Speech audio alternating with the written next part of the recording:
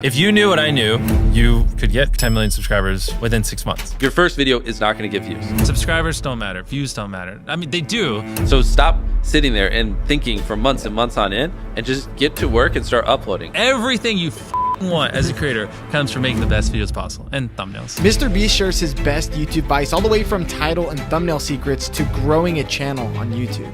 It's much easier to get 5 million views on one video than 50,000 views on 100 videos. He also reveals how he's able to hook in viewers in his videos and what he would do if he started over from scratch. What advice would you give yourself when you were starting out? Your videos suck. You think your videos are good, but they suck. You know, they just do. And the sooner you learn how to make good, great videos that people actually want to watch, the sooner you'll get views. I think is the biggest takeaway. Because like when I was 14, I thought my videos were the best in the world. They weren't. They're terrible. Many people are making way better videos than me, but I didn't think that. And I think, you know, to be successful, you kind of have to have a little bit of that ego where you're like, you know, my content's great. You got to believe in it. But also like, if you have sub 1,000 subscribers, like there's a good probability your videos just suck.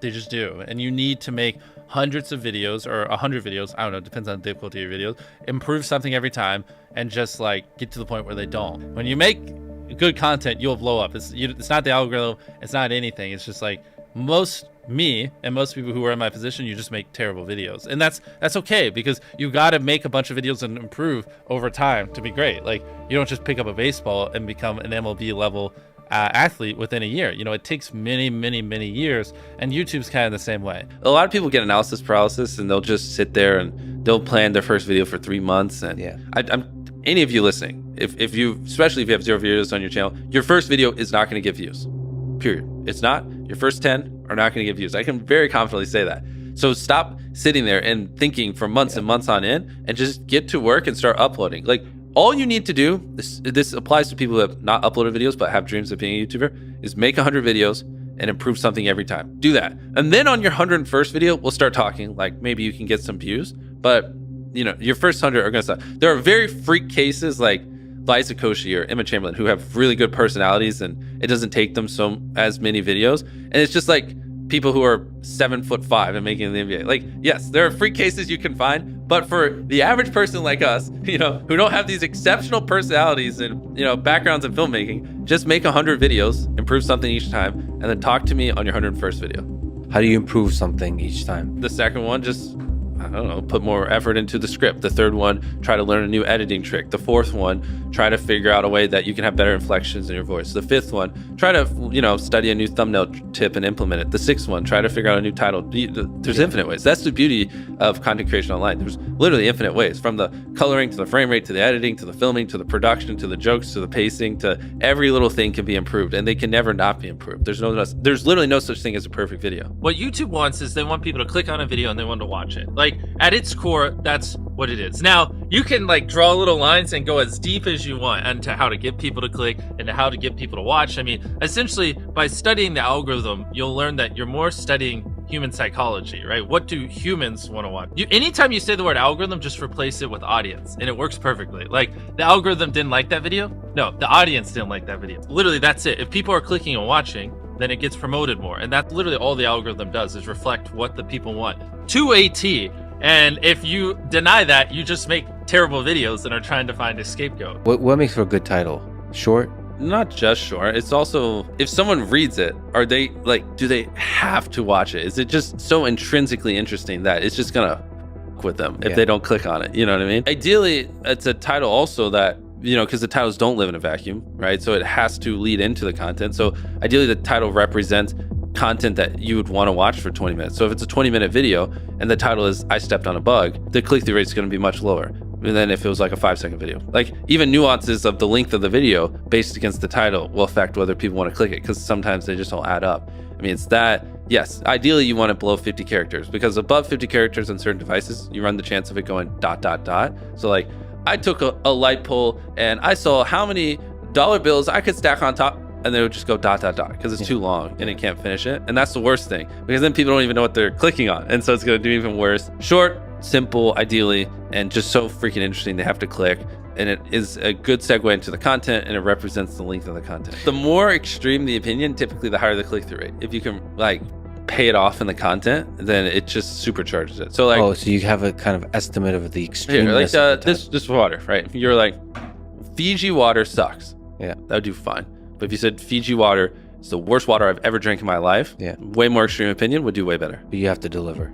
Yeah, but then you have to deliver, because the more extreme you are, the more extreme you have to be in the video. I heard you guys talking about autoplay on YouTube, Yes. and I've never considered it. I've always thought about the thumbnail, but now on YouTube, videos automatically play. Of course. So before you film a video, what is the thumbnail? What is the video? And then what's the first 5 seconds? And then what's the first 30 seconds? You know, by the first 5 seconds is like goes with the thumbnail.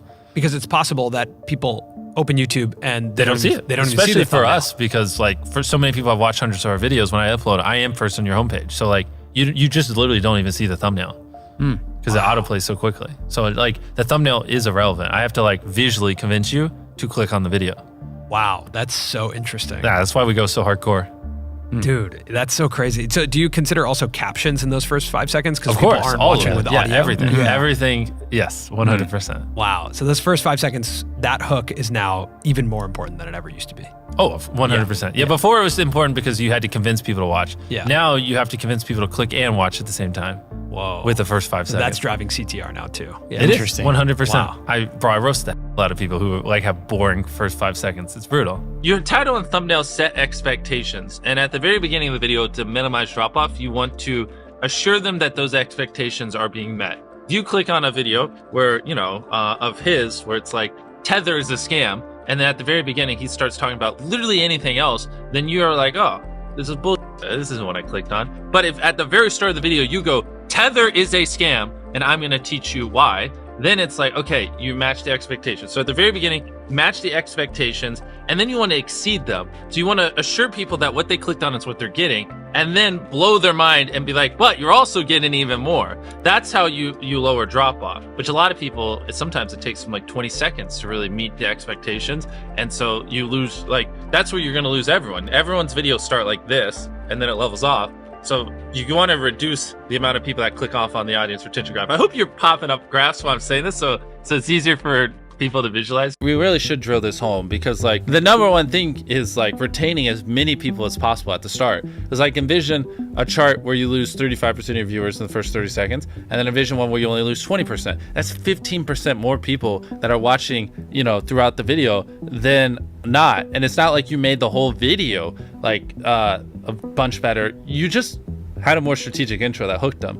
I'm struggling to put this into words and like to really impose how important that is, but like that 15% difference in viewership really does make the difference between hypothetically like 2 million views on a video and like 10 in my head. The thing people undervalue the most is literally the first 10 seconds of the video. Like, Yeah. I think I can quote it.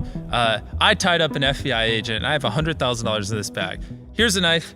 Good luck, and I just run away. Like, it gives you everything you need. Yeah. No wasted words, short and concise, and then tension. You basically want to remove every dull moment. You probably want to find the 10 most critical people you know, make them watch the video and just roast it. Certain things like if I just talk to a camera for 10 seconds without a cut, like a lot of people will just like get bored or they'll lose interest. So like having a B cam and a C cam and you can just talk for 10 seconds, but 3 seconds in cutting to a B cam and then a C cam. Like now it's more interesting, even though it's essentially the same thing and not that crazy. But you want to have good pacing. Typically having a payoff at the end keeps them, right? Last sleeve circle wins 10 grand. If there is a low moment halfway through, you're going to watch to the end because you want to see who wins the 10 grand.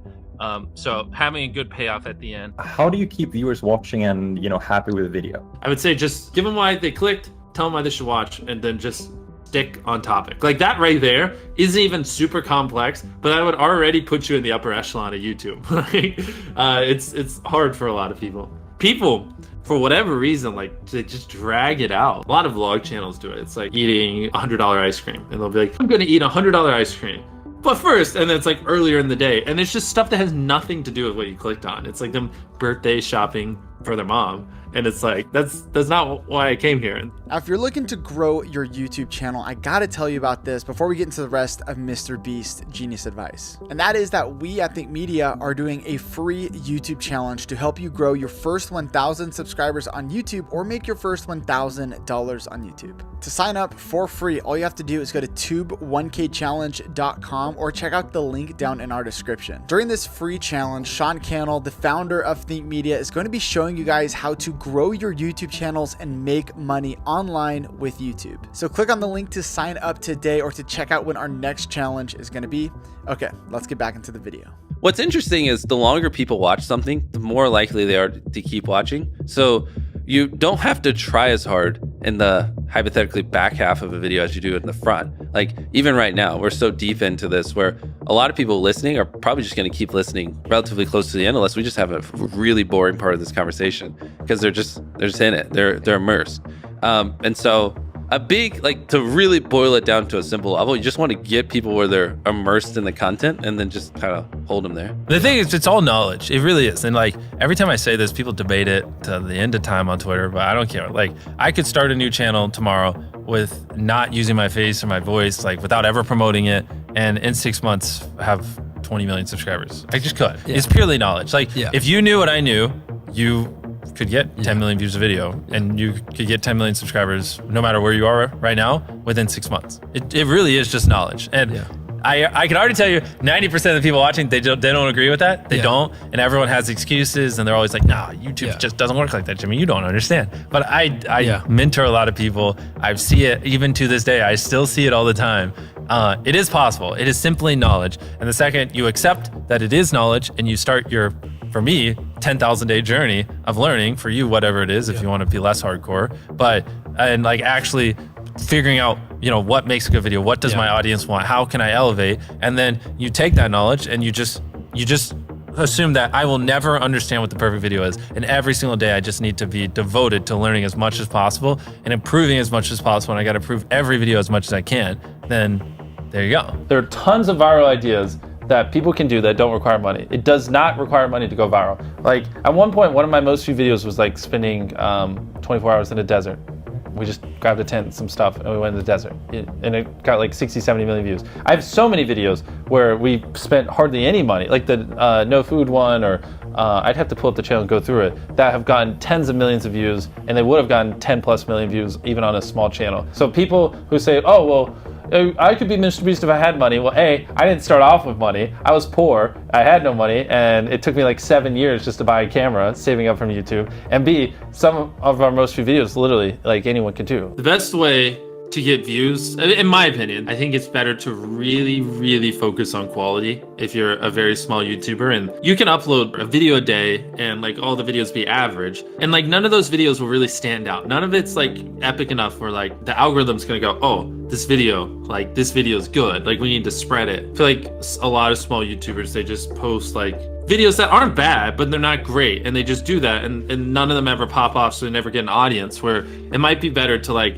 you know, upload half or a third or even like a fifth of the videos, but make the videos you upload so freaking good that like the algorithm has to promote it, and that, you know, it has to find audiences for it because it's such an interesting and good video. When you like set a consistent schedule and you're constantly having to upload videos that aren't as good as you'd like because you got to hit, oh, this Monday, I said I'd upload every Monday, you know, like that's a dangerous trap, because then, you know, the viewers notice that the quality isn't as good and it makes them less likely to watch, and I think it hurts your longevity. A lot of times people, oh boy, it's like they think their videos are better than they are, honestly, and tell them, Jimmy, tell them. I mean, they do, and you have to that, and they have horrible friend groups, because you really are like the type of YouTubers you hang around. And so like a lot of times I'm just like, what you're saying is wrong. Who told you this? They're like, oh, this guy. And it's like, well, they're wrong. It's not true. There's no such thing as a perfect video. Like someone should always call you and it on your video, because it could be better.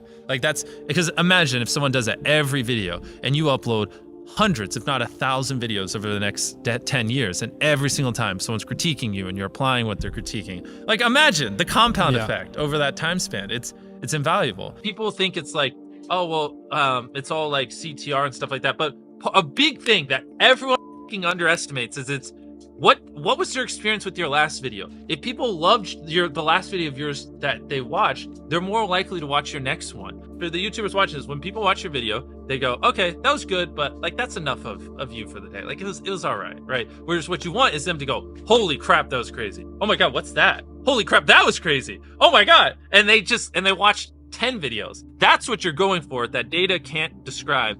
And like, I've never heard anyone talk about that, but that is it. That's how you get these high view counts because people watch 10 videos, not one, you know? It's okay to draw inspiration from me, but just don't do what I do to a T. It's not like $1 versus blank. I'm the first person to do it. But I just, you know, saw that format and I was just like, how can I do that 100 times better? Right. How can I put 100 times more creativity into it? How can I level up the editing by 100 times? How can I spend 100, blah, blah, blah. And that's always my mindset. How can I, like, if I get inspired by something, how can I do that but 100 times better and make it my own? Whereas a lot of people are just like, oh, MrBeast did that.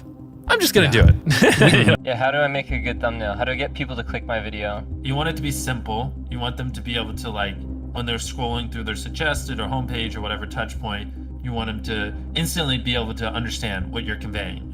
And you want them to feel some type of emotion, you know what I mean? The way I like to phrase it is you want to make it so interesting or spike their curiosity or whatever emotion so much that, like, if they don't click it, they'll wonder, you know, when they're before they go to bed, like, what happened? You know what I mean? Like an example would be like, if you uploaded a video, I rode a skateboard with 1,000 other people on it, and, like, people are falling off the side or whatever. And I'm envisioning like a giant skateboard, people like hanging on the side of it. Maybe it's like about to go off a big ramp. If you don't click that, you're gonna, like, be so curious. It's gonna be on your mind, you know? Later in the day when you're daydreaming, you're gonna think like, huh, what happened? What happened to those 1,000 people on that skateboard? That's kind of the mindset I think you should have when making thumbnails. How often do you change a thumbnail on a video? Is that something, do you usually just stick with one, or you try different ones? Well, I think we get better at making thumbnails every year. So it's more, when I upload a thumbnail, I usually think it's good and I don't change it most of the time. But what happens is, like, 3 years later, I look back and I'm like, oh, that's a horrible thumbnail. And so it's usually like every 2 years we just go back and update a lot of our older thumbnails just because they're terrible. Just with, like, the new knowledge we have and what we've learned. And funny enough, that actually usually does help quite a bit when we update the thumbnails on old videos. They usually do see a little bit of an uptick because they're just, you know, if we take an old thumbnail where it's like seeing if whatever, like 100,000 magnets can stop a car, and it just looks terrible. And then with the new stuff, I know we zoom in a little bit so it's a little more visible and make things look better. Then magically it starts doing a little bit better because now people actually understand what it is, because I'm not as much of an idiot anymore. In 10 years, YouTube's going to be bigger than television ever was for culture, in America at least, in my opinion. And so I think a lot of people underestimate that, and I don't think people really understand just how, like, to be one of the top creators on the biggest social media platform, and that will also be the biggest in 10 years during that whole time, like, the amount of value and how crazy that is. Like, you don't need a network, you don't need you know, to go through people. You just are. You can do whatever you want, and you can influence people how you want. It's just wild. It's mind-blowing, and you can leverage that to build businesses, or, you know, like, do things like Beast Philanthropy or whatever. I think, like, people don't realize just how much influence the top YouTube channels have. No one's ever gonna do what I do better than me. Like, it's just not. It's not even humanly possible. Like, I reinvest every penny I make. Yeah. I work every hour I'm awake. I devote every atom in my brain to solving this. I hire the best people on the planet. I've been doing this for 14 years, and I think in decades, not years. So I'm going to be doing this for another 20, 30 years, not 2 or 3. So no, the next me isn't going to be me, because no one's going to do what I do better than me. It's not possible. If I thought someone was doing better than me, I'd just start sleeping less so I could work even more. Like, I'd figure it out. I don't The barrier to entry to be you is extremely high. Yeah. Right? Especially where you're well, at it's just because I'm all in. I'm crazy. Like, people shouldn't be me. I don't have a life. I don't have work-life balance.